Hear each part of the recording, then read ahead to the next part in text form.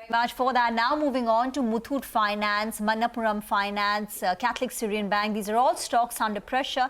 This is after the Reserve Bank of India has found several irregular practices being followed by the gold loan financiers. Abhishek joins in with the details on this. Abhishek. Well, Rima, as you mentioned, RBI has found deficiencies in selected supervised entities with respect to gold financing.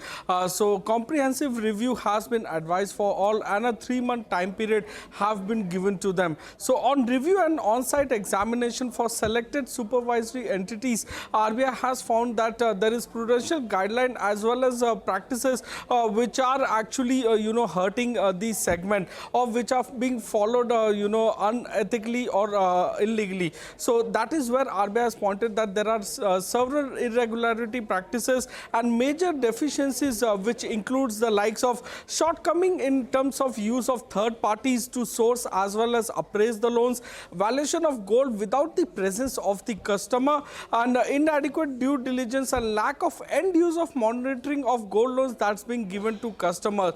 There is also lack of transparency during auctioning of golds, ornaments and jewelry on default of the customers. So when a customer becomes NPA, the lending institute do tend to auction the gold, and that is where there are various transparency which are not being given to RBI.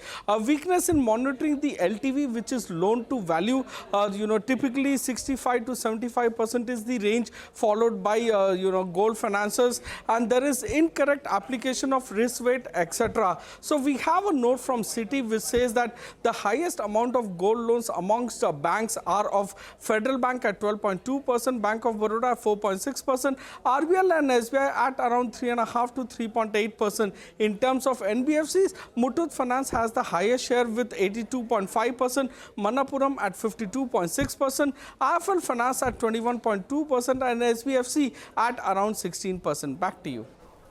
Okay, all right. So that is about gold financiers. Thank you, Abhishek, for joining in with all those important details.